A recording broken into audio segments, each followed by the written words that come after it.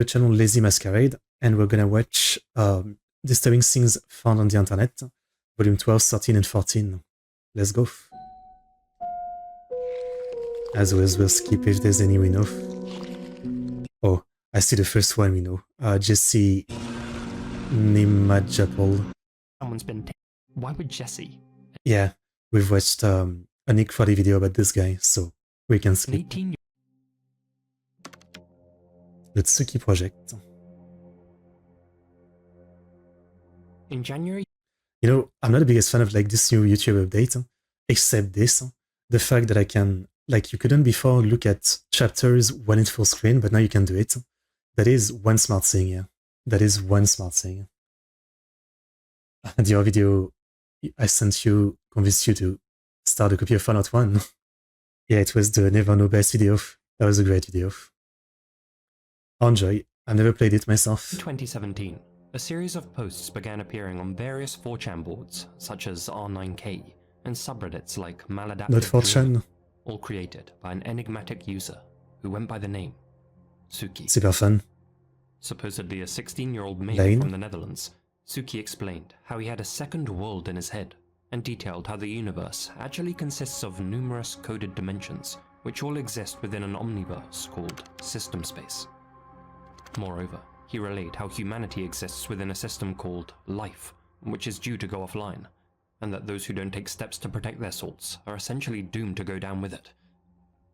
As the the conglomerate that was set to destroy the life system, he and his had been created to teach internet users how they could go this would be a good break from Uma Musume. He called this the Suki Project. Though it was unclear whether this was just an elaborate thought experiment, or something Suki honestly... The guy is a Lane avatar. Like, if you guys don't know, Serial Experimental Lane is an old anime, late 90s, and it's about a girl who, isolated, becomes more and more entranced by the internet, almost becoming part of it, so a lot of this sounds similar to that, and he has a Lane picture, so I see his inspiration. Believed.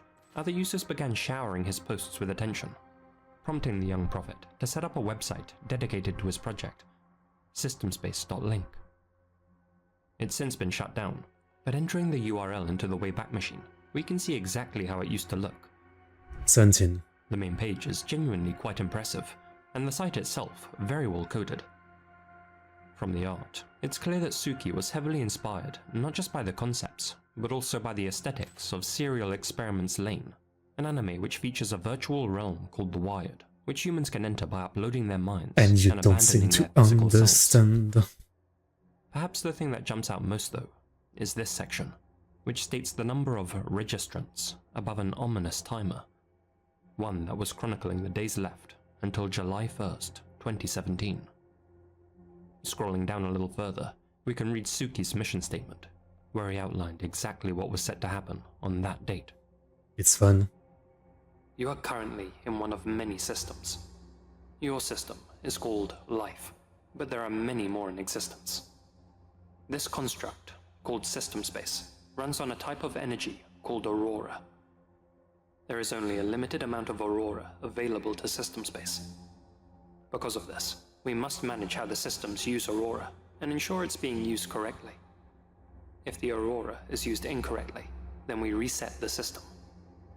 Unfortunately, the life system seems unable to improve, regardless of the number of resets it undergoes.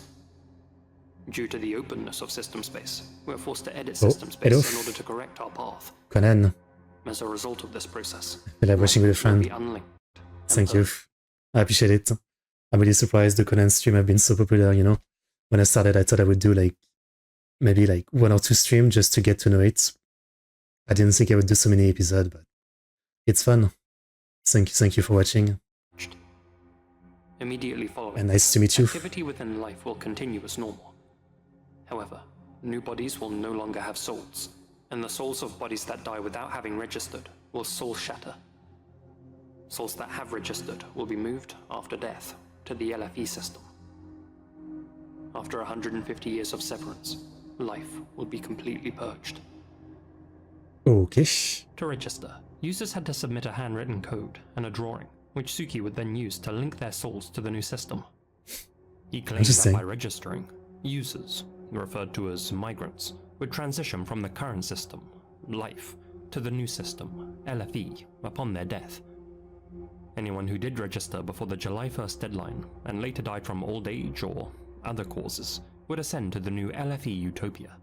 Their consciousness would be implanted into a new body, and they'd be able to continue living in a larger and more advanced reality. A place where, and I quote, everyone matters. Those who failed to register or died before the unlink date would not be able to migrate, and would instead have their souls shatter upon death. Within months, thousands I like the signed concept. up, It's mostly pretty fans of clever. pain and digital escapism, though no doubt a few were just lonely people seeking a community and somewhere to belong. Led by Suki, this new community forged an extensive compendium that detailed all the lore of system space. Reading through it, the adoption of Lane as the project mascot was an ironic choice.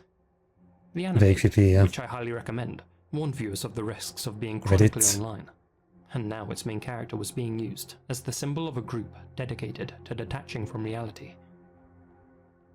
The Suki project gained widespread attention after being featured in various YouTube videos and discussed on multiple platforms. Inevitably, theories began to spread regarding its purpose. On the surface, the whole project was nothing more than a harmless ARG. The more cynical thought it was a marketing stunt for a new game or TV series, with the timer counting down to its release. It is a pretty interesting concept. I mean, you know, it is pretty interesting. 200 episodes in the title is daunting, yeah. I mean, there's like 1,000 something episode, but I think like at least half of it is filler, so I haven't actually watched 200 episodes. I've watched half of that so far. I've skipped most of the fillers, you know. But yeah, I think this is a pretty cool story. Yeah. It is very Lane. It reminds me also of some of the other like cyberpunk kind of concept of like, you know, preserving your soul into technology after the body or the mind dies, I guess. I don't know. This is kind of creative. Yeah. Some called it a scam, Doxing seeing how speedrun. Suki happily accepted Bitcoin donations to buy storage space in the LFE and made several $1,000s doing so. Why writing like /say But like the darkest theory that it's a started command? circulating was that this was a death cult. That Suki was encouraging his followers to end their playthrough after the countdown expired in order to respawn in the LFE system sooner, rather than waiting for their bodies in this system to wither and give out naturally. After all, why take the risk when, according to Suki himself, developing dementia or brain damage would result in your memories not transferring to the LFE system with you? Indeed, some members on the site's forum began discussing their desire to self-disconnect after the unlink date, July. Okay, now it's getting weird. Now it's Suki's getting a problem. defenders highlighted a disclaimer that he added to the website's main page, in which he reminded registrants that they didn't have to transfer immediately, and urged them to live out their natural lives. But his critics accuse him of preying on the mentally vulnerable, intentionally recruiting new members from subreddits like maladaptive dreaming, whose users are self-professed excessive fantasists, and sucking said individuals into his own daydream reality. Okay. And though on the one hand, he was telling them to stay alive and collect knowledge for their next life, on the other, he'd leave messages like, "I don't want to force you to keep going through life, and if you really wish to die, we won't stop you. If you choose to, let me know beforehand so I can open the ports early." He also told anyone that was planning on transferring early to erase their hard drives and destroy anything that linked their deaths to the project. July 1st, Okay, now 2017. Now it's a little bit more worrying, I would say. Yeah? Now it doesn't seem as much of a joke, you know? On one hand, you know, like, if this is all a role play, I guess if you constantly have to, like, say, no, this isn't actually real, don't kill yourself, it kind of, like, kills the mystique of the role play. But I kind of feel like you have to do that, because, you know, some people are definitely going to take it seriously. So, yeah, it's going too far already. The unlinked date. Well, it came and went without much fanfare. It seemed as if the users who had expressed a desire to transfer to LFE ASAP were simply making dark jokes or LARPing. Some members allegedly passed away following the transfer date, sure, but there was nothing in the way of evidence to link their deaths to system space. But that would soon change.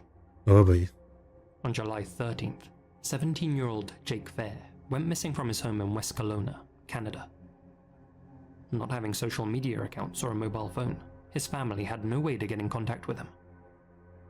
When investigators arrived to examine his room for evidence, they discovered that Jake had both erased his computer hard drive and left a handwritten note on his bedroom table. One with 3 letters written on it. LFE. 1 month later, on August 12th, Canadian... So why did you wipe your hard drive then? The point was to not leave any info linking you to it. authorities discovered Jake's body in a wooded area near McDougall Creek. Sad. Foul play was ruled out. If the note didn't give it away, it's since been confirmed that Jake was an active member of the Suki Project. His own mother would later share a video that talked about System Space and how it related to her son's death. The degree to which the Suki Project influenced Jake's decision to do what he did is of course unknown. Was it the main factor? Probably not. But did it encourage him to go through with a pre-existing plan? Quite possibly. I think at best, Suki created an ARG with some very irresponsible wording, and things got out of hand. Yeah. Whether you think he should be held responsible for what happened to Jake or not, he never publicly acknowledged that his project could have pushed his most vulnerable members over the edge. Some of you may remember a 2019 video uploaded by Scare Theatre, in which he discussed the Suki Project. Unfortunately, Suki and/or his followers went so far as to threaten Scare Theatre into taking that video down. Really? In a later upload, Scare Theatre was able to uncover what he believes to be Suki's real identity using publicly available information. In response, Suki contacted the Fair family and attempted to manipulate them into having the video removed, going so far as to call his sister. Beyond this, Suki has a history of doxing and threatening people, and I wouldn't be surprised if he uses those tactics to silence those who allege any connection between himself, the project, and any deaths that may be linked to it. A CBC show featuring Jake Fair's sister has also mysteriously been wiped Getting from the weirder by internet, the second. fueling speculation about whether Suki was involved in its removal. Still, his repeated attempts to cover his tracks seem to have had the Streisand effect. People want to know, Though yeah. archives of it still exist, the System Space website is no more. A whole drama unfolded on the project's Discord server when it became clear the concept had been plagiarized from the visual novel Rewrite, and that Suki was scamming and doxing his users, and as a result... Isn't Rewrite a key visual novel? I mean, if we're thinking of the same one, I had read like, I think 10 hours of it. It's, unfortunately, you know, I'd say basically after the era of good stuff from Key, I think this was like the one after Little Buster. And since, you know, they haven't made any that have been very acclaimed, but I don't remember it being about that. There was also like a terrible animated adaptation of it. I don't remember it being about that, but maybe it was. I guess I only read a little bit of it. The site imploded. But if you visit systemspace.net today, you'll find this cryptic video. Could this be a hint at the project's revival? Only time will tell. Perfect blue footage too.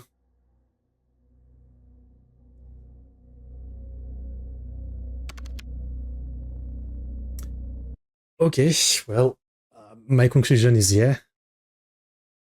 Someone who plagiarized a bunch of stories into something, and definitely wasn't careful, because, you know, all this kind of like community revolved around like a better life after this. It will definitely attract people who are already like thinking of doing it, and then you're just almost like being a little part of why they might do it. So there's a degree of responsibility for sure, yeah. I don't know. Like, especially when you go this far with your project. It's kind of like if right now I say like, I don't know, someone in the chat, kill yourself. I mean, I just said that as a joke, but if someone actually does it, you know, even me saying that like so simply, I feel like it gives me some responsibility. So when you do such a big, convincing ARG or whatever they call it, you can't claim no responsibility. You know what I mean? So yeah, Rest in peace to that Certain kid. images have the uncanny power to linger in our minds for weeks, months, even decades, especially when seen at the right moment, in the right context. For some, it's a scene from a horror movie that they saw far too young. For others, it's a moment from a video game, a clip from a shock site, or a disturbing, real-life photo. But for a lot of It's a Japanese bunch of those internet for me. users in the mid-2000s, it was this. Let me explain. I can't see anything. Recently, rumors have begun to surface of a surreal Japanese website said to have been popular about 20 years ago, one that supposedly cursed its visitors. The website was said to consist mostly of a white screen with ominous text, meant at its core an optic hazard, an image so haunting that once seen could leave viewers psychologically damaged. It's funny because this week I've been obsessed with watching Japanese horror movies. I've watched so many this week. And one of them that I just watched 2 days ago was called Pulse from 2001. And it's basically a movie that's maybe kind of like the anime Lane in a sense, even though it's more of an horror movie, commenting on like the advent of the internet and the way human relationship, which were already so fragile, will break down even more because of the system of interaction to the internet, all mixed with like some horror elements. And one of the parts of the plot of the movie is like some young guy, was not really like, he doesn't know computer, he gets one. He has Windows 98. And I guess out of nowhere, suddenly he's like connected to this site where he sees a bunch of like, I guess, webcam cameras of random people. And it is a kind of creepy movie. I don't think it was that great, but I like the concept. So it reminds me of that a little bit. If you should watch it if you haven't. It's called Pulse. There might be a different name in Japanese. 2001. As one anonymous poster asked on Yahoo Answers, did this site really exist? I'm talking about that cursed website that's been discussed recently and has become something of an urban legend.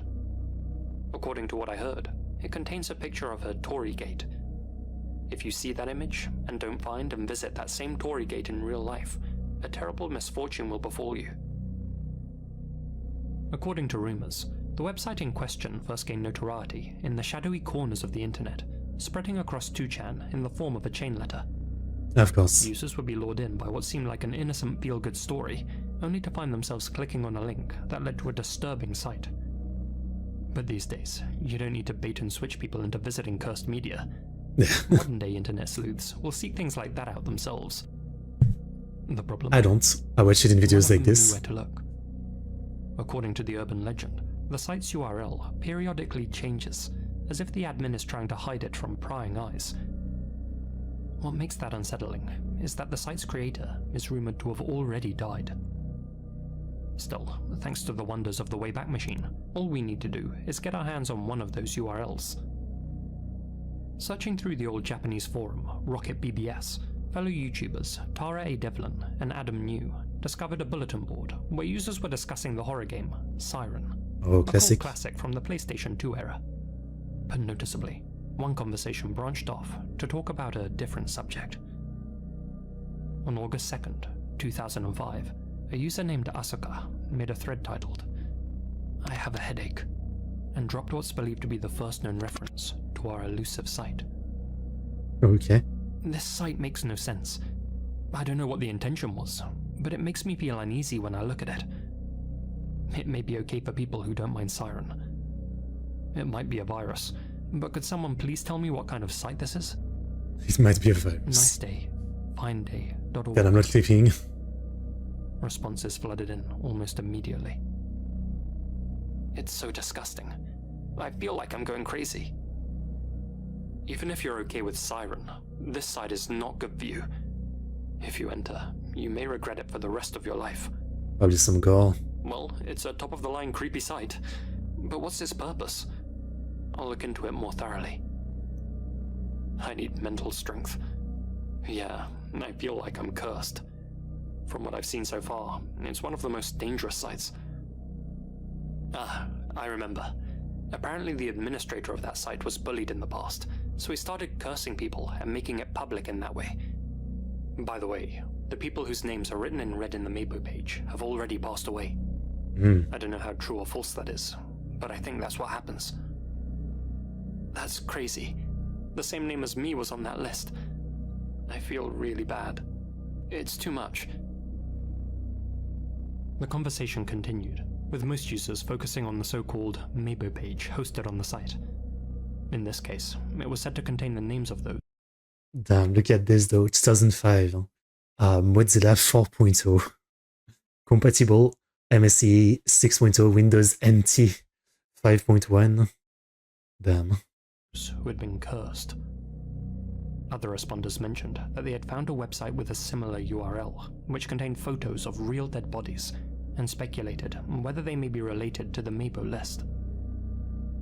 So, headaches, a death note, instant regret. With so many descriptive warnings, only an idiot would consider 2005, this note.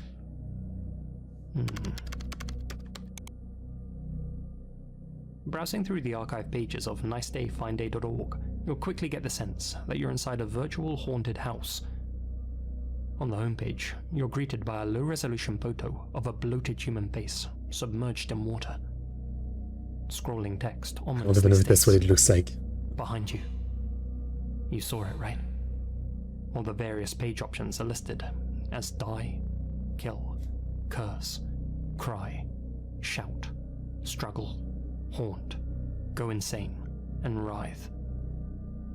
If you drag your cursor over this section between the head and the links, this hidden text reveals itself. The bottom of the page contains a long list of every disturbing word you can think of. Madness, murder weapon, stabbing, bludgeoning, burning, drowning, roadkill, phlegm, cirrhosis of the liver, seppuku, omens, skewering, mania. It goes on and on. Above that are several hyperlinks. If you choose to explore further, you'll find plenty of disturbing nuggets to sink your teeth into. A flashing page where the word die repeats itself over and over again.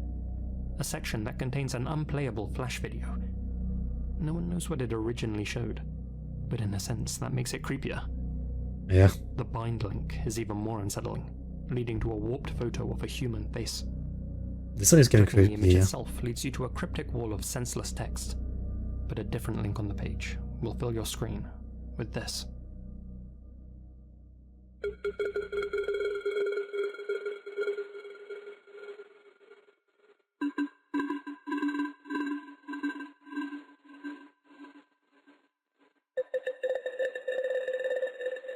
Interesting. Not all the images are creepy here. Isn't one of them like 9/11 or is it just me? I see probably like Hiroshima. Someone marrying a cute cat. Some, maybe, I don't know, Everest?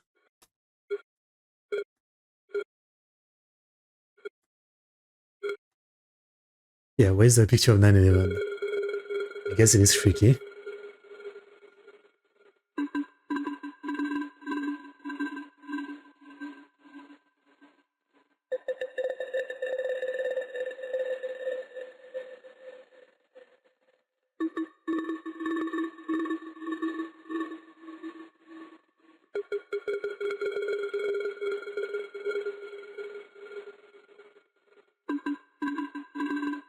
Frame by frame? Wait, what? What did you say? This? Oh, rip. That wasn't the one. Okay, I just skipped to the end of the video. Where were we?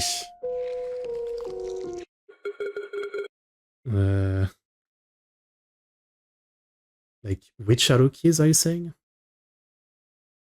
I feel like a grandma that has no idea what I'm looking at on my computer, but on my keyboard, less than or greater than. I never use that, so I don't even know where it is. Am I stupid?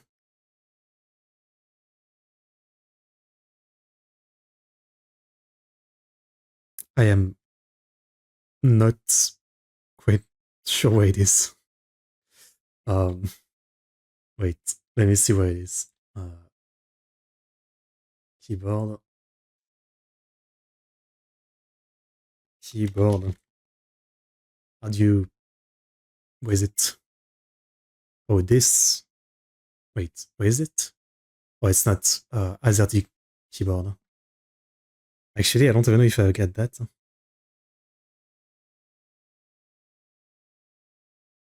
Maybe if I do AZERTY.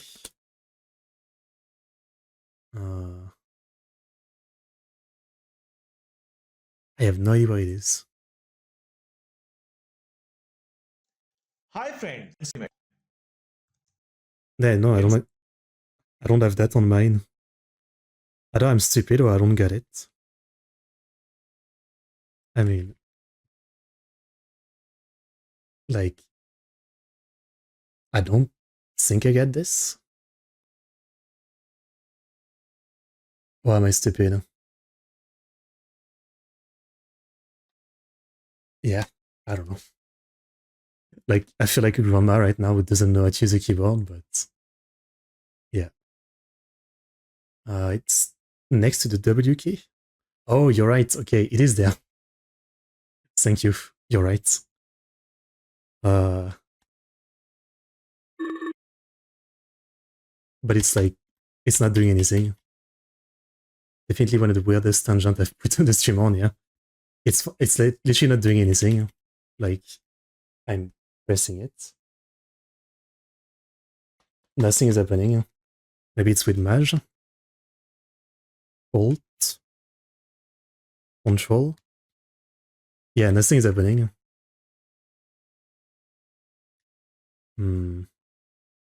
Oh, and I just closed it now. Okay.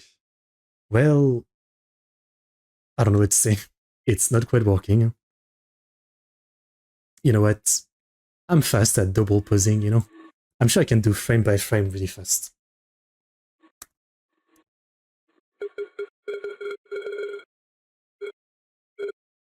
There we go. I can do it. See, I get the speed. Okay, it skipped a few, but I'm pretty good. I don't care.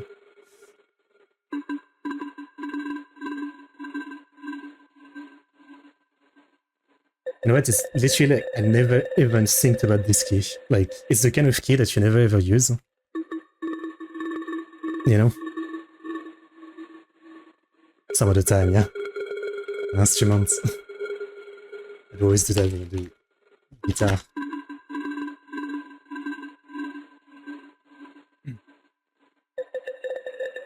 It's kind of like, I'm sure you noticed, but I've got all the top keys removed. I don't know if you can see. Like the one right here.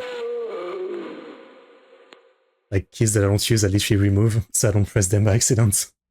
So I think I should remove that one too. Brings up the administrator's personal death note. A list of names in katakana. Some written in white, most crossed out in red.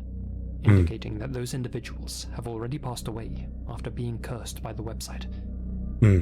Which brings us to our final Easter egg, hidden on the landing page, behind the submerged figure. Year by year, a man's head rises little by little from the bottom of the river. Ironically, by clicking on it, you'll only be pulled under.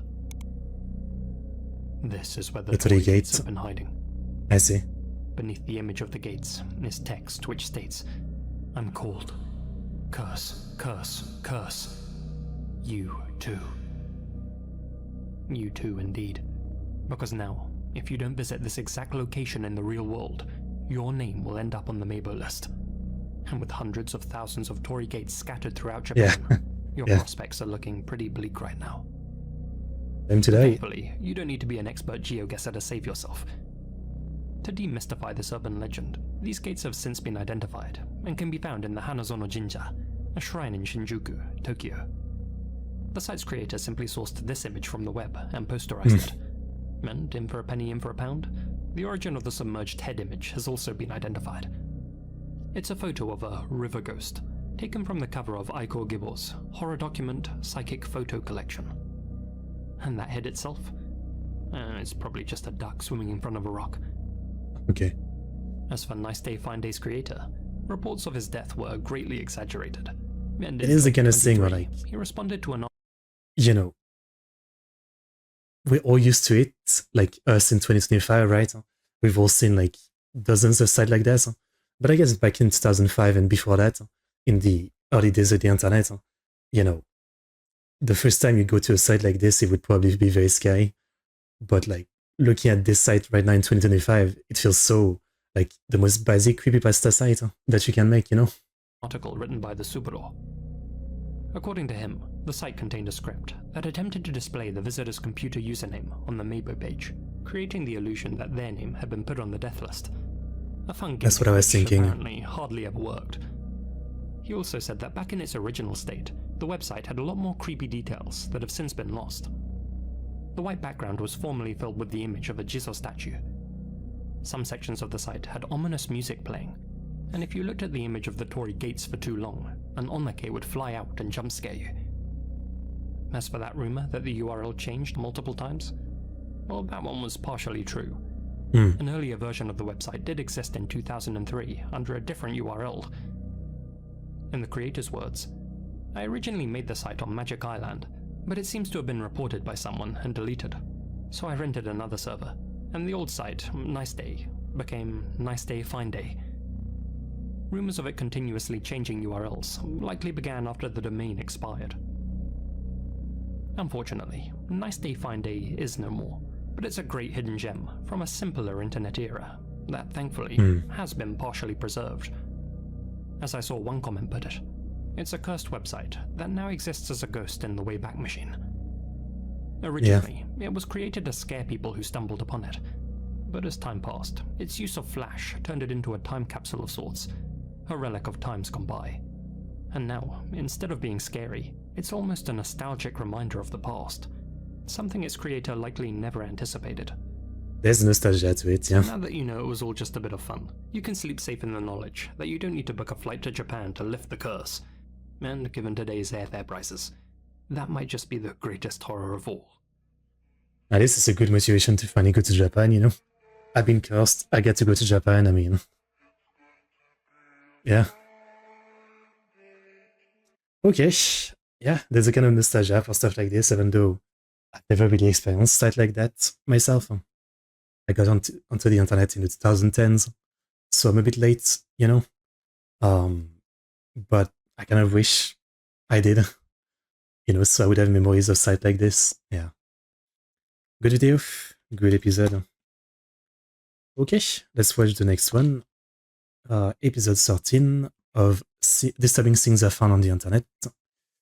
Here we go. On the 21st of February, 2022, Venezuelan-born taxi driver and father of three, Leonardo Coripe, was driving his motorcycle taxi through the streets of Lima, Peru, searching for customers and ferrying them across the city. At approximately 6 p.m., he parked his vehicle on Calle Las Peras in Los Olivos to chat with a group of other taxi drivers. Some witnesses reported that a heated argument erupted between Leonardo and one of the other men.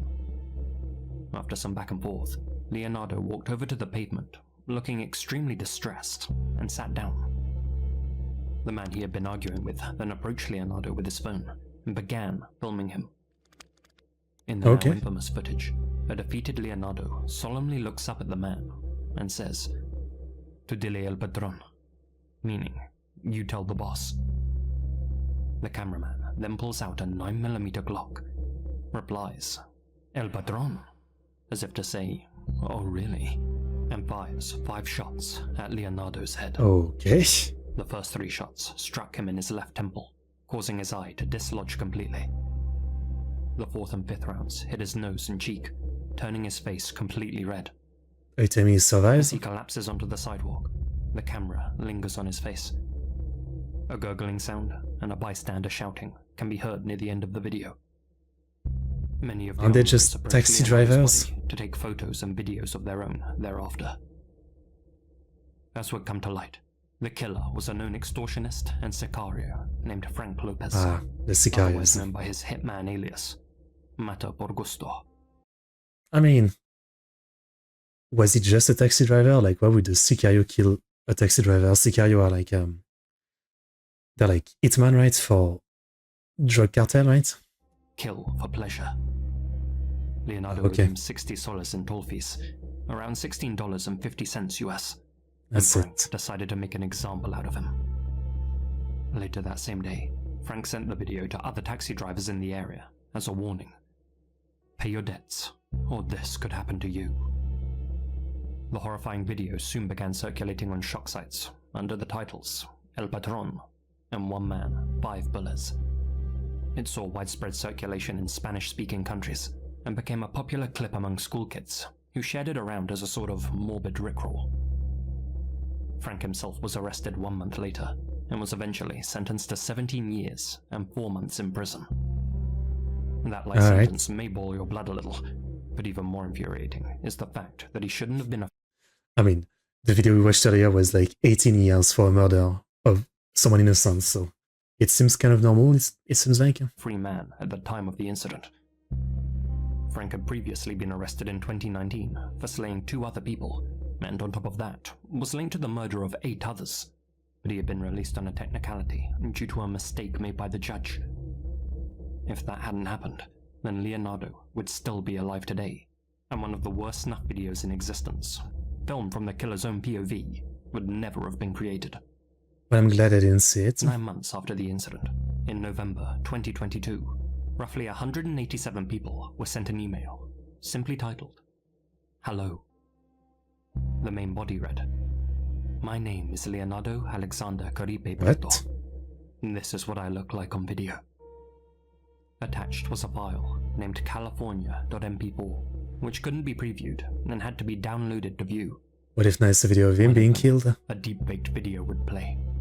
One showing Leonardo's bloodied and distorted face, singing Katy Perry's California Girls. Anyone who replied to the email automatically received a response containing a screenshot from the video. Most recipients didn't see the funny side, and one was able to trace the Gmail account back to a man named Jacob. His IP address, email, and phone numbers were subsequently doxed. However, it was later revealed that Jacob hadn't created the deepfake and had instead been hired to send the emails on someone else's behalf. Another variation of the email, also titled "Hello," included the message, "My name is Leonardo. I exist," and featured a file named Leonardo.mp4. That video was a clip taken from the original El Patron footage and zoomed in on Leonardo's dead body. Okay. Random. There was originally meant to be another entry that went there, but YouTube's deemed it too extreme. So if you'd like to watch the uncut version of this video, Why am I watching YouTube? On my Patreon. Why am I bloody watching YouTube? Seriously. I'm so tired of this. Like, not that I want to see the actual death footage, but man, I feel like half of the videos I watch these days, it's someone says that, you know, like join my Patreon if you want the full uncensored video. Like, I had the same thing yesterday. There's a channel I really like called Napoleon Bonaparte. He makes a documentary about like mixed martial arts. And so there's a lot of like blood and violence, right? As he's literally fighting. And a lot of his stuff is like extremely demonetized or it's super cut up, right? Like sometimes he has to cut up like 20 minutes out of the video. And they're like 2-hour documentaries. And he has a new one coming about like the more like underground stuff like street beef, which is like people fighting in backyard and stuff like that. And he had a post literally saying that like so much of the video has been removed. So join the Patreon if you want the full thing. And as I always say, you know, I do it a bit myself. I did it a bit before too, but I really hate that kind of stuff. I mean, like that you have to pay to watch like the full video or whatever, you know. I wish it wasn't like that. I mean, I'm not saying YouTube should allow full-on gore or something, but it's just kind of sad. I feel like it's just more and more of a problem every day. Like so many channels just literally telling you like this video is an inferior version, and it sometimes makes me want to just click off, you know what I mean? Because I can't really afford to go pay to all those Patreons, right? But at the same time, it feels like, what's the point of watching this ultra cut up videos? It's a shame. I mean, I'm not blaming any of the creators, obviously. It's a YouTube problem, right? Buried in the darkest corners of YouTube is a channel that most people have never heard of. Allow me to introduce you to Ale Torres. Oh, okay. The channel has no description, no bio. Is it voyeur stuff? Other than this eerie profile picture of an anonymous figure. very fitting for the type of content that the owner uploads. Browsing through, you'll find 753 unsettling videos, many of them filmed from the same vantage point. Saying, A single apartment window, but I've got 11,000 videos. Building. At first glance, the footage looks boring, quiet, ordinary. I mean, it's voyeur But stuff. keep watching, and it starts to feel wrong. Every single video on this channel is voyeuristic in nature. The camera is typically fixated on the windows of the apartments across the street, or on the people on the pavement below. And it's not just one neighbor that the cameraman focuses on. He rotates between multiple residences, almost like he knows their schedules. That being said, he does seem to dedicate a worryingly large number That's of creepy. videos to filming a few of his neighbors in particular. He captures people in unguarded moments, doing their laundry, changing clothes, watching TV, dancing, fighting, crying. Moments no one would ever knowingly let a stranger see. Other times, he makes his recordings at beaches, parks, bus stops, or while out and about. Some videos last just a few seconds, others go on for more than 20 minutes.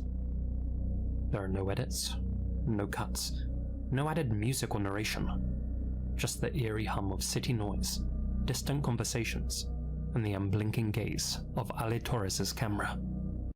It is very creepy. I'm also surprised all these people are like comfortable, you know, not having like they seem to, many of them have like see-through blinds or whatever. You know, like since I've come to live in an apartment building, I've got like a white not see-through tarp over the window. Because before, like the stuff that was already there is like a see-through blind, and I don't know, I don't like the concept. Even though for me, like the only people who can see me naked is not really like another apartment building. My view basically gives to like the fire station, so I guess the fireman can see me naked. But you know, it still feels like, you know, you want your privacy, right? So you want like shutters or something that's not see-through, you know. Not saying you should have to, but it just makes sense to me. And yet in this video, like so many people seem to have like see-through stuff. Capturing the intimate moments of Like oblivious this. strangers, stealing their privacy for his own amusement. I thought for a long time about what clips to include in this segment, because although I want to bring attention to Ale Torres and show just how inappropriate his actions are, a lot of his videos contain content that's really up close and personal. Therefore, I'm not going to include any clear shots of people's faces within the privacy of their own homes, but am showing just enough that these people might recognize themselves. That way, if they stumble upon this video, they can at least know that their fellow resident is watching and filming them. What's We need some truly blinders. disturbing isn't just the content though, it's the reaction. The channel has barely any views, and though a few of his videos have taken off, most barely scrape 100. But the few people who do keep up with his content To not have anything to cover the windows. Well, it still feels vulnerable. Yeah. I don't know. Like, I wouldn't even think it's someone trying to look at me, but yeah, I don't know. I can't see outside right now, but the sun's still coming, right? And I'm glad that no one outside can see me. It feels right, I don't know. occasionally leave cryptic or approving comments, like a small, hidden community of watchers feeding off someone else's life. I've even come across other users asking Ale Torres if he's going live again at any point, indicating that he Live. streams and possibly sells similar voyeuristic content on other platforms. Doing a deeper dive into his content, I found this video, the first posted to his channel, which seems to hint that some of his videos were made in Miami, Florida, though car license plates and other videos indicate that he spends a lot of his time in Chile. Perhaps this channel was just set up to chronicle the owner's time living in the US, though whether his intentions were pure or not, this kind of behavior is obviously unacceptable. Personally though, I'm convinced that Ale Torres has creepier intentions. Whatever the case, 1 month ago, the channel suddenly... I mean, I'm pretty sure that he probably also records people like actually naked or banging, right? And he doesn't post that on YouTube. And I'm sure that there's a bunch of like actual voyeur site where he posts that. I mean, this is pretty obvious. Also, how does anyone even find this? Like, if you're a Wire fan, how do you even search for this? The video are called MVI78, whatever. Like, you can't even search for this. Or is it that, like, it's the YouTube algorithm, right? These people are, like, watching other Wire video and YouTube is like, you like to watch other people? Well, here's more videos. Because I don't understand how you would even find this kind of videos. It's not even titled in a way where you can search for it. He went silent. No new videos, no updates, nothing. It was around videos. You mean with Some 0 having views? Hundreds of thousands of views. Couldn't find the channel mentioned elsewhere.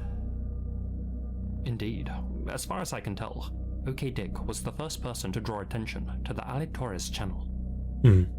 Even though their Reddit post only received 1 reply and 7 upvotes, it's possible that this small amount of recognition caught Ale Torres off guard and made him worry about prying eyes. Ironic, given how he shows no such concern for the privacy of those he films. Classic. If that is the case, he'll really hate being mentioned in this video.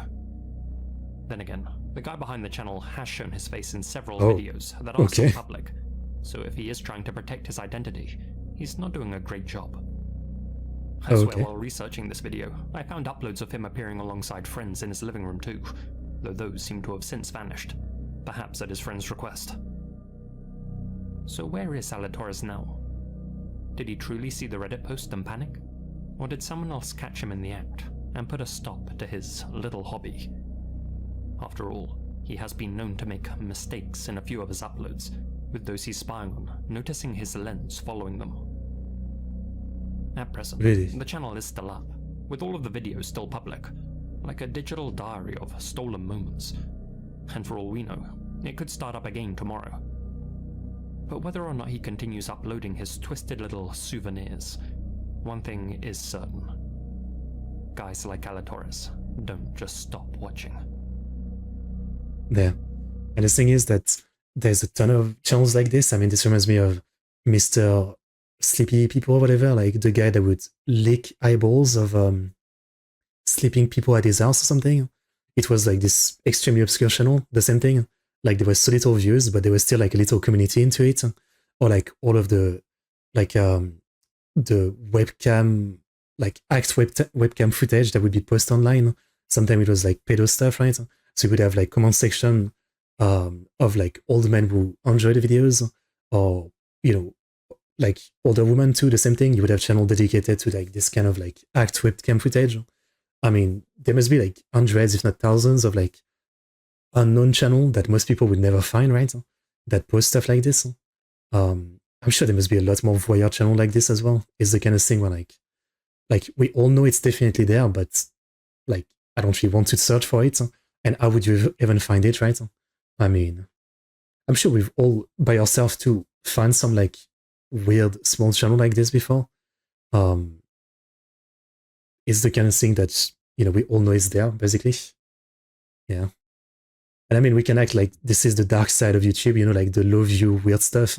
But we all know that like even in the high view stuff, there's a lot of weird stuff as weird as this. So that's just the way it is. Yeah. At least he's not licking people's eyeball, because that one was really freaky. Yeah. It was a Nick Quarry video talking about that one. Give me a second. I need to put on some more light. The sun is coming in and out.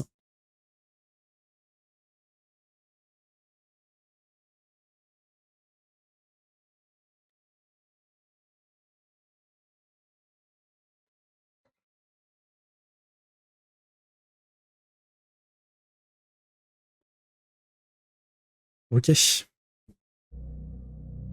VP, what I can say. One of the best parts about being a YouTuber is being able to set your own schedule. That flexibility lets me focus on the things that actually matter, like researching, editing, or just diving into a weird internet rabbit hole for a video. And because I like to do things on my own time, I use the sponsor of today's video, Stamps.com. Stamps Great sponsor. El Pasto. We want the URL right now. And one more /digital/lazy masquerade. How about 10? Dana Shine. Divorce in a conservative society like Japan comes with more than just legal hurdles. It carries Divorce a is heavy fucked social up in stigma, Japan, yeah. especially for women. On top of that, many are expected to leave their jobs after marriage and become full-time housewives, leaving them financially reliant on their husbands. As such, an unhappy marriage in the land of the rising sun can sometimes feel like a form of indentured servitude. That could explain the popularity of Dana Shine in English. Okay, we can pass. We've seen a video about this one before. I think it was by Japananalysis. It's a site where women in unhappy marriage talk about how much they want to kill their husband. And I think a few of them did, basically. Yeah. I don't remember actually if I've reacted to the video about it, but I've watched it by Japananalysis. Yeah. So we can pass. Oh, I guess it's the last part of the video. Die, a website. Okay, well, let's get to episode 14 then. If you've been to Japan recently, there's a good chance you've seen this woman's face plastered on a TV screen in a store window or a passenger's smartphone on a crowded train. If you did, it's not because she's an idol or a rising star. It's because she's at the center of one of Japan's most polarizing incidents in years. Okay. One that made headlines as recently as March, one that's bound to leave a lasting scar on the internet, as the whole thing was broadcast live to thousands. Fatal livestream. Airi Sato was a 22-year-old streamer with a sizable online following. Known by her online moniker, Ai Mogami, a name which she had taken from a popular voiceover actress, Airi had built a dedicated community on Who Watch TV. Fans tuned in not to watch her play games or talk passionately about her hobby, but rather just to hear her chat and perform challenges. You see, Airi's main draw was her charm. She knew how to win people over, how to gain their loyalty. She had a Platinum Plus badge on her profile to prove it, which marked her out as one of the platform's top live streamers. Considering that she'd grown up in a children's home, estranged from her family, had been living alone since 15, and had only received a basic education, the young Airi had done well for herself. Offline, Airi had another job in Yamagata City. A lot of English sources say that this was at a restaurant, but in reality, she worked as a hostess in a kyabakura, clubs where men pay exorbitant amounts of money to spend time drinking and chatting with glamorous female employees, who in return pretend that they're interested in them. It's not uncommon for these hostesses, particularly younger ones who are strapped for cash, to engage in what's known as papakatsu, a term which broadly translates into sugar daddy hunting. Since the men who visit kyabakuras tend to be lonely salarymen starved for affection, it's often the case that they form one-sided relationships with their favorite hostesses and shower them with money and gifts in exchange for cold comfort and plastic companionship. The sad fact, though, is that they can't always afford the expense financially, but also feel like they can't afford not to emotionally. But if Airi was such a successful live streamer, why did she have to work nights at a kyabakura and partake in papakatsu? She has debts, maybe? Although she was one of the more recognizable faces on Who Watch, the platform itself wasn't mainstream, and it's estimated that she was only earning 300 to 400,000 yen per month, approximately $2,000 to $3,000 US. Recent reports state that she was a single mother at the time too, so it... I don't know what the cost of living is in Japan, but that's pretty good. I don't know. But I'm guessing you still probably make more in a cabaret club. Yeah, I don't know. But man, I always see stuff like this, like, how can you not live with 2,000, 3,000 a month? Even if you have a kid, I don't know. It could be argued that she was just doing what she needed to in order to support her child. But some people online have found evidence that she was also a big poker enthusiast, so it's plausible that she was blowing through it all gambling. Given that live poker rooms are illegal in Japan, she also needed to spend large sums of money to visit overseas casinos. There isn't a lot of information about this case in English, but I've read Japanese reports that Airi was also a hosu gurui, a host fanatic. That she would save lots of the money she earned working as a hostess, only to Airi. I was literally gonna guess that earlier, that, you know, not only is she an hostess herself, but she's also into host. Yeah. Expensive taste. Yeah, that tends to be the problem, gambling. This reminds me of another case where it was this like cute girl who scammed men out of money, and then she writes a book, like a guide of how to scam men out of it. And you know, it was a war case in Japan, and it turned out that basically she would scam like hundreds of thousands out of them, but she herself was basically addicted to an host in a cabaret club, and so all of this money that she would scam from men, she would like use on that host. So she herself was like poor basically because she would live in like capsule hotel and stuff like that because all of her money she would spend on that guy. It seems to be like the cycle, yeah. Yeah, it seems to be the cycle. Ironically, spend it all at male host clubs on her nights off, sometimes burning through hundreds of thousands of yen per visit on bottles of champagne. Whatever the case. It's kind of crazy because she is an hostess, so she should know like the system of it, right? Like the kind of fakeness of interacting with the client. And yet she herself goes to host club, I'm guessing expecting real human connection, even though she herself is an hostess, so she should know that's like, it's just a business transaction. I don't know.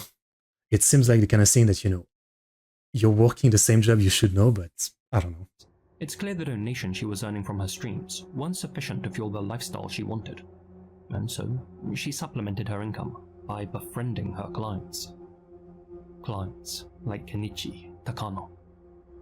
Kenichi first met Irie back in 2021, when she was 18, and he was 39. Considering that he had no real career, and no family of his own, the self-professed hikikomori had long struggled with his sense of self-worth, and as such, the attention that Irie showed him at the hostess club. This is literally Anu. No? Like this picture is literally like some picture of Anu. I feel like she really looks like Anu. Am I crazy?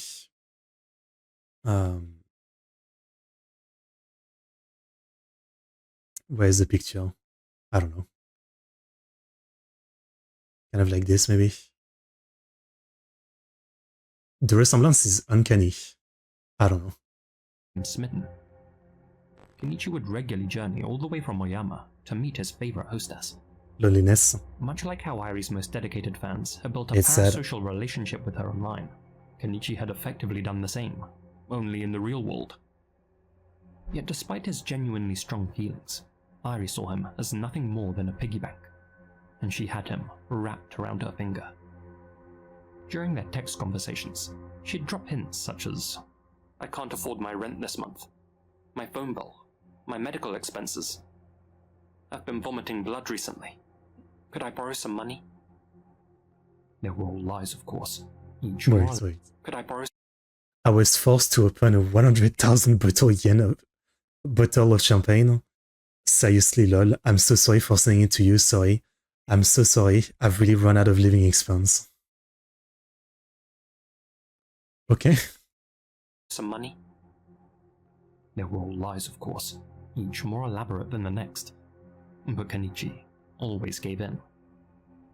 When he started to question how she was spending the 100,000 yen he was sending her each month, she'd of course make excuses. And if he ever wavered about sending her more, she'd threaten to end her own existence. I want to die if I can't borrow money. Over the course of 2 years, Kenichi lent Irie more than 2.5 million yen, or approximately $17,000. But Kenichi wasn't rich. It's actually not as much as I Japanese people expected. Like the one I was talking about, the one that wrote like a scam book. Like she would literally get hundreds of thousands from people. Like not just a few thousand, but hundreds of thousands. He was simply lonely. And so, to keep bankrolling Irie, he took out loans from several lending companies. Irie was well aware of the slippery slope Kenichi was going down to support her, and yet repeatedly pressured him to take out more and more loans, going so far as to help him research how to fake the paperwork, telling Kenichi how much she loved him. However, although Kenichi believed he was simply lending Irie the funds, she had absolutely no intention of paying him back, and considered the payments to be gifts. That's despite her promising to reimburse him in their text conversations. And when the day finally... I don't understand people who do that in the sense of like you must really be confident that the other person isn't gonna reach a point of going insane. Like you've scammed them of so much money, you've put them into big trouble. And I mean, I'm saying you, but they made the choice too. But like, you know, I don't know what they think, like what she thinks, that eventually, you know, she will just cut off contact when he has no money and the guy will just be like, okay, that's fine. I don't know. Like if I did this to someone, I would be literally like always terrified that they're going to come to kill me. you know, obviously I wouldn't do it, but how could you ever like be feeling safe after doing that to someone, you know what I mean? Finally came that Kenichi messaged Irie saying that he needed the money back. She again made excuses. And when he became more persistent, she responded in the simplest way possible, by ghosting him. Realizing that he'd been swindled and unable to get a response, Kenichi sued Irie for repayment. The young streamer didn't show up to their court date, and so, by default, the judge ruled in Kenichi's favor. In December 2023, Irie was ordered to pay back all of the money that Kenichi had lent her, along with 3% interest for every year that the amount. Is that possible though? Because I'm guessing he lent her money, but there wasn't any contract, right? It's more like he just gave it to her, so how can he make the law say give it back? Went unpaid. But it quickly became obvious that nobody, not even the court, was going to force Irie to pay up. All the while, Kenichi, who was aware of Irie's live streams, watched as she went online and joked with her supporters about the lawsuit. Through watching the streams, Kenichi also learned that Irie had a wealthy fiancé whom she lived with in a high-rise apartment in downtown Tokyo. Meanwhile, he was drowning in debt, with creditors literally knocking on his door. He reached out to friends for help, messaging one of them. Why do You I know have where to this go is through going? this? It's my fault for falling in love and being deceived. On March 7th, 2025, Kenichi sent Irie one final text message, asking her to at least pay him back 10,000 yen. But his message went unread. He'd been blocked. And so, fueled by both embarrassment and rage, Kenichi decided to get his revenge. On March 11th, Kenichi tuned in to one of Irie's live streams and saw that she was outside, walking the length of the Yamanote line. I guess that's especially the problem as a streamer, yeah? You are doxing yourself. And alone, as part of a scheduled event. Well, real life streamer. He caught a train from Oyama, and, keeping an eye on her movements, tracked her down to the quiet neighborhood of Takada no Baba. At just before 10 AM, while Irie streamed live to about 6,500 people, Kenichi struck. Viewers watched as Irie looked off camera and became visibly concerned. Man, another thing, like, as someone who, like, has 3 people watching sometimes max on some live stream, and very often I have 0 viewers, like, you're streaming to 6,000 people and you're still complaining about money? Like, man. Seriously, some people. And the live feed continued as Kenichi stabbed her more than 30 times in the face, neck, and stomach with a survival knife. The camera fell to the ground, and the screen went black. That's For fucked almost up. 60 seconds, Irie cried for help while being kicked and pierced. And then, she fell silent. But what many thought was a setup was soon confirmed to be a chilling reality when Kenichi picked up her phone and stared at her viewers, his expression completely blank. As one of his friends would later put it, it was like the light in his eyes had gone out, as he And yes, he coldly looks asked Irie, normal. "Are you still alive?" The following shot of her bloody body confirmed that she wasn't. Obviously, like, she was, you know, terrible. And obviously, you know, she had her own issues, right? So, like, you know, you can't say, like, justified or something. I mean, it's understandable why it got to that point. I mean, that guy was clearly already not well to be giving all that money away like this. So, you know, it seemed like the inevitable outcome of this. But obviously, someone being murdered like that over money is fucking waste. I mean, that's not what should happen. But what else was going to happen in this case? I mean, it just seemed like the obvious ending. Officers arrived 5 minutes after the incident. At first, Kenichi seemed calm, like a good Samaritan standing over Irie, trying to help.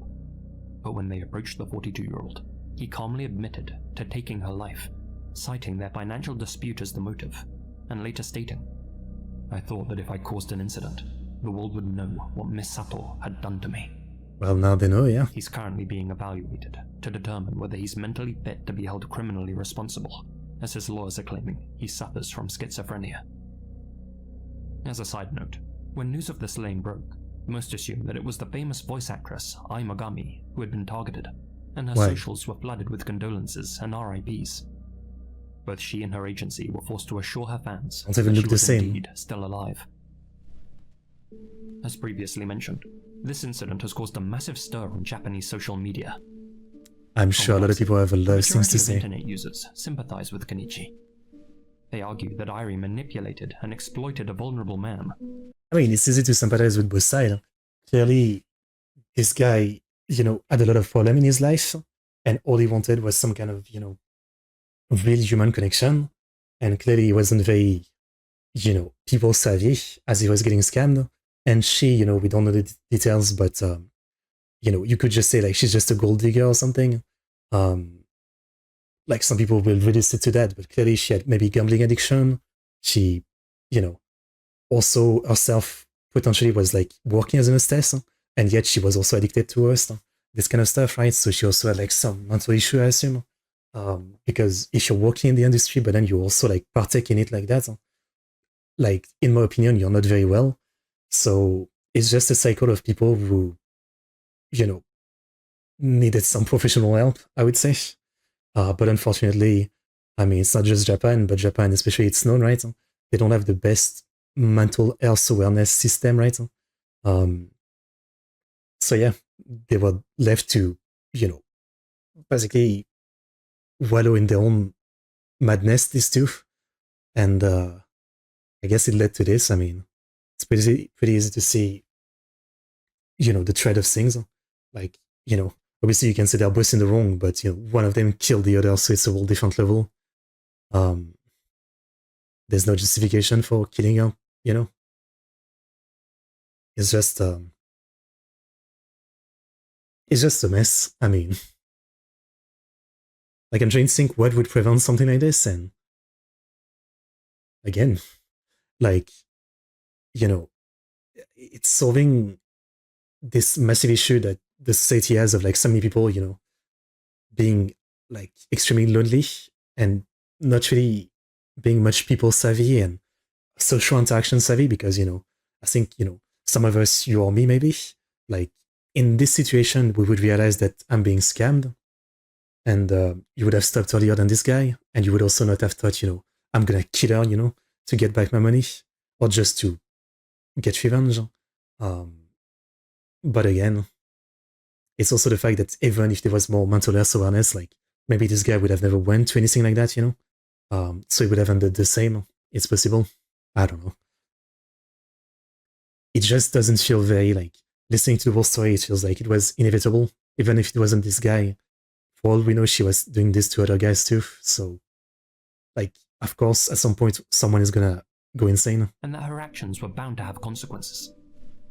Kenichi didn't resort to violence immediately. He went through the courts. He asked for help. He reached out to her repeatedly. But the legal judgment in his favor was never enforced. And while Irie continued living comfortably and making light of the situation on her streams, Kenichi was drowning in debt and desperation. Those who side with him have expressed their anger both in the online world and offline. I don't think it's about siding with one or the other. That have been laid at the scene in Irie's memory. Oh, sorry, give me a second. Also, what the f-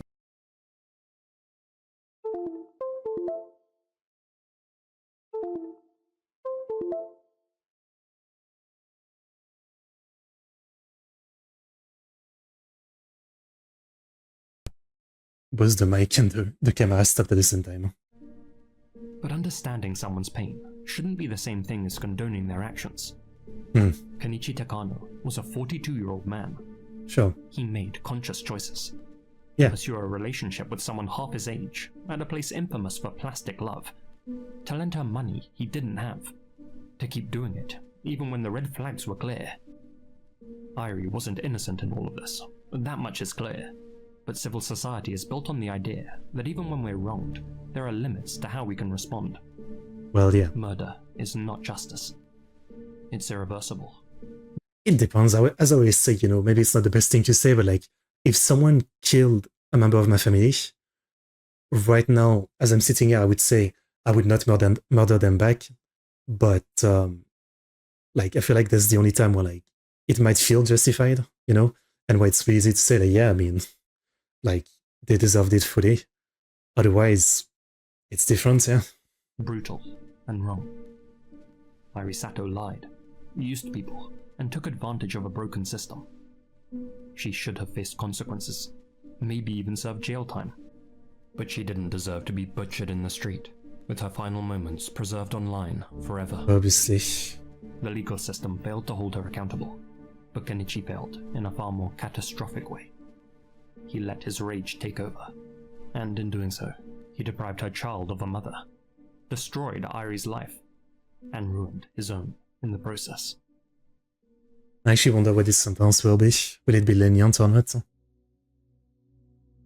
One thing I've learned while making these Sad, videos is what I that can say. flexibility is everything. Some days I'm working early. Sponsor, I'll pass to the next case. About 10, as always. Iultin. Given the billions of videos uploaded to YouTube over the years, it's inevitable that some truly disturbing content has slipped through the cracks. Yeah. Nightmares buried beneath algorithmic noise, seen by barely anyone. In fact, there's a whole subreddit dedicated to the idea, where users share their darkest findings. r/deep into YouTube.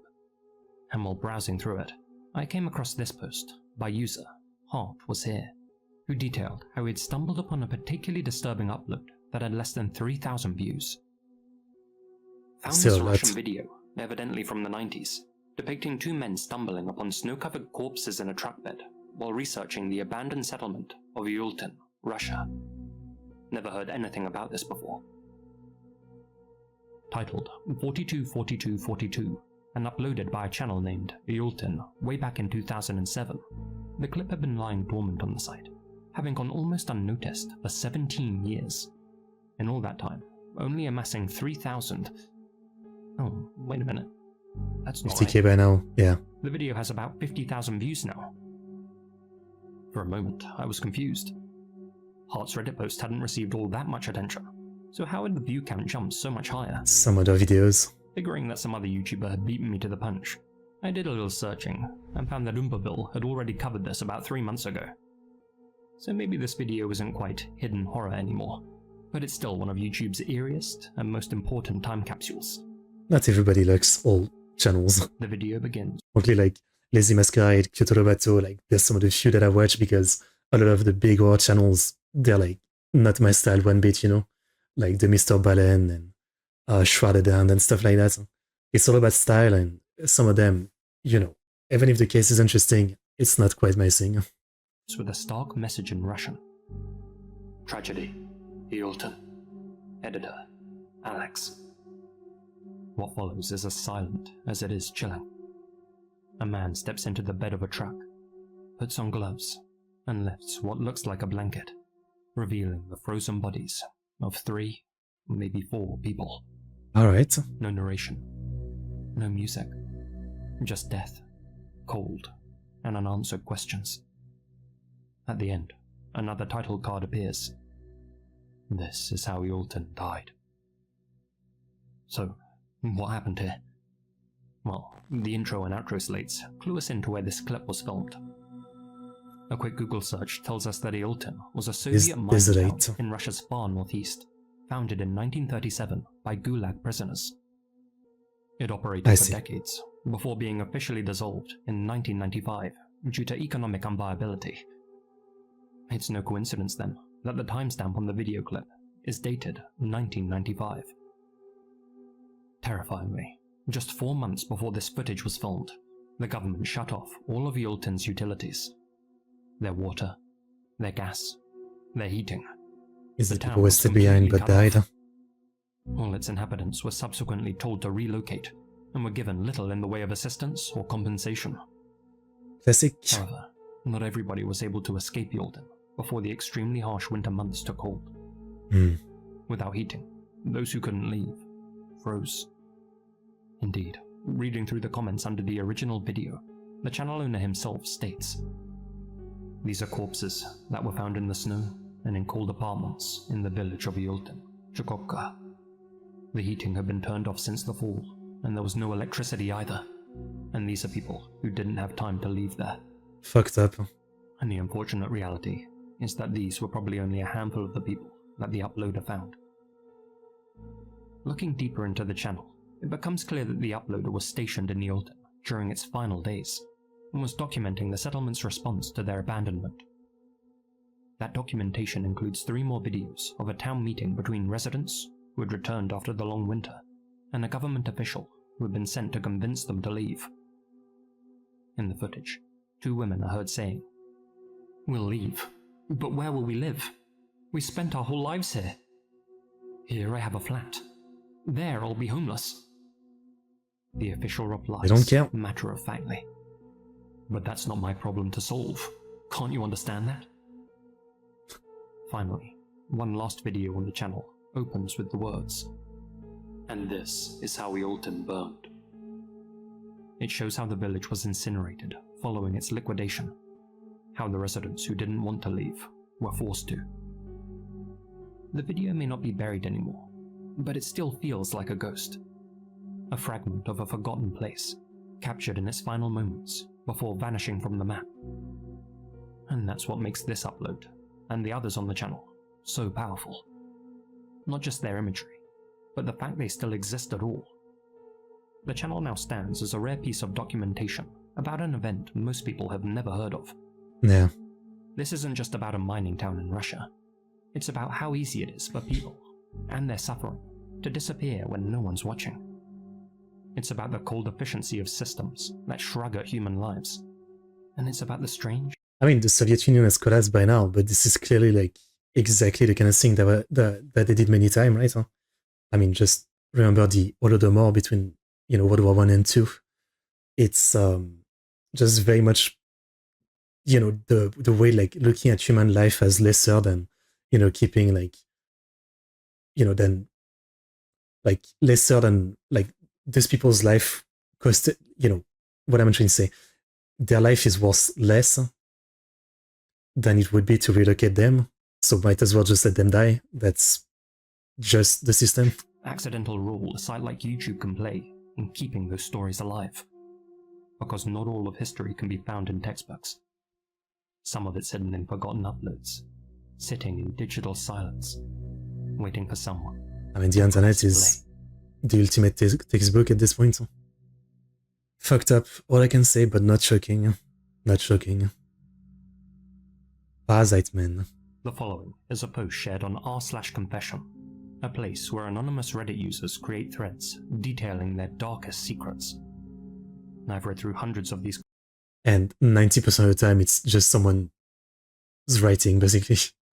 I used to watch, a couple years ago, I was actually quite into channels that would do just reading of this kind of subreddits and the kind of post on them. But after a year, I just got bored because I started realizing that so many of the stories are the same.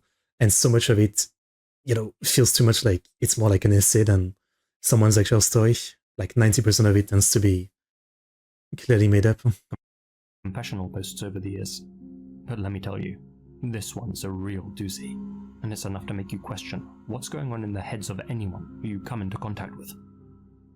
I first heard about it over on the Void's channel. He covers similar content to me, and it's really worth checking out. And since so many of you keep asking, I know we sound similar, but no, we're not the same guy.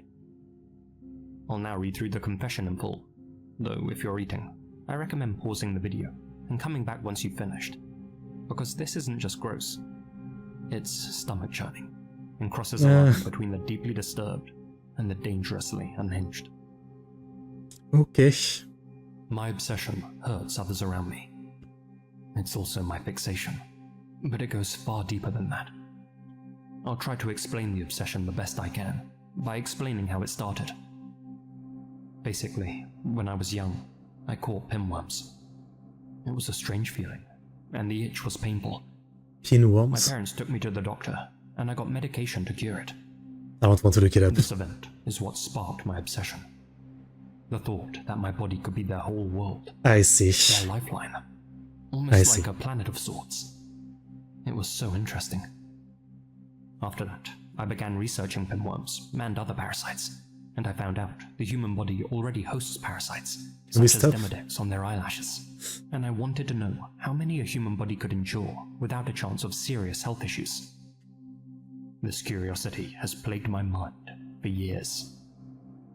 I'm now 25, but I am very, I currently have pinworms and tapeworms, various non-pathogenic protozoa, and lice. I'm incredibly masochistic, so although it's uncomfortable, I do feel pleasure from it. All these parasites mean I need to eat a lot more than the average person, and I still look thin. And to be quite honest, it means I can enjoy so much more food than most people. I also keep multiple cultures of bedbugs. This really sounds like an horror movie. Like, yeah, I mean, some guy's obsession about this, driving him to like do crazier and crazier things and, getting worse and worse parasites. I could see an horror movie like that. And leeches in containers, and allow them to feed on my blood sometimes. Although those kinds are not really my passion, as they don't live permanently on the human body. But I think they're interesting nonetheless, and I find them pretty cute. Now it's time for the confession. I'm feeling itchy. My obsession and fixation isn't just about infecting myself anymore. Others. I also have the desire to infect others, and I have acted on those desires. Sometimes my parasites just pioneer to new lands on their own. My family have caught pinworms multiple times without my intention, and other times I purposely spread them. I have infected strangers, Burn this man alive. and even my own family. I know it's bad, but I just can't stop. I think I have parasites in my brain that make me feel like I need to spread them. I know how crazy that sounds, but if you knew the feeling, you'd understand. Maybe it's just a mental illness, or maybe its origin is parasitic in nature. I don't really know. All I know is that it feels good when I do these things. I feel an intense need to spread my children, and when I do, my God. I feel pleasure. I must have First time you heard this, you could not continue. I sometimes sprinkle tapeworm eggs into people's drinks when I'm out at clubs. I also... Okay, I guess since we're watching, I guess I've got to know, since I don't really know worms, what the fuck is a tapeworm? What the fuck is the other one? So a tapeworm. Tapeworm. Oh my God. Okay, so it's the one that's inside of you, yeah. Okay. What was the other one? The pinworm?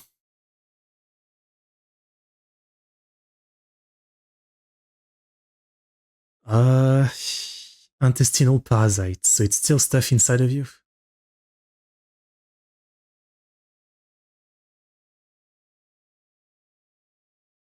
So caught pubic lice from a random woman I met at the same club. And in return, I'm pretty sure I gave her pinworms, so it was a trade. The woman wasn't even attractive. I just wanted to gift her some pinworms. And instead, I basically won the jackpot. I then spread my lice to at least 4 other women. Sometimes I sprinkle worm eggs onto food in buffets whenever I visit them. Yes, I understand you'd think it's gross and messed up. Hey. I don't want to be too extreme, but I think this guy should just be killed. That's what I'm saying. Not to be too extreme. I am basically betraying my species for my children. It's hard. There's no fixing someone like that. I do enjoy people, and I have wonderful friends and family. But I also love my parasites, and my desire is just too hard to control. I don't want to hurt anyone when I do these things, but a force beyond my understanding is driving me to do it. I think I could possibly have a parasite in my brain that's yet to be discovered. I mean, I guess there's people, with the STDs that literally do that, right? Once they know they have one, they start trying to spread it to as many people as possible. It's some kind of madness. Sometimes it's some kind of revenge because they got it from someone else without knowing, and they're just mad at the world, so they do it. But this is different, right? This guy does not have to have parasites. He literally gets them because he wants to. And then he decides to spread it to others. I mean, that is super villain shit. I'm guessing still that most of these parasites are like, you can be cured, so at least it's not like an STD and, like uncurable disease or something. But it's still beyond fucked up. I mean, this is the most fucked up thing I've heard in a while. I'm sorry to all of the people I've caused discomfort to, but it's for a cause beyond human understanding. Although this can all be justified, I still feel guilt. I don't want to hurt anyone. I hope this is a fake story. I hope the people I spread my gifts to, and yet I'm pretty sure this people would do this. Not kill my children, but learn to live with them like I have instead. Addicted to, yeah. I'm aware of how immoral this seems to most people. I assume you may see me in a negative light after reading this. It does remind me of another video like this, disturbing things, and it was about this woman who her thing was to shove worms up her, you know, vegana. She would go to like dumpsters, find rotten food with worms, and shove it in, and she would enjoy it. And you know, if someone does that, I guess I can't be surprised with this guy. I guess I can't be surprised with this guy. Like, the worst thing you can think of, there's always someone who likes it, so I can't be surprised. But remember, I only want what's best for my children. And if you were truly in my shoes, I'm sure you would do the same.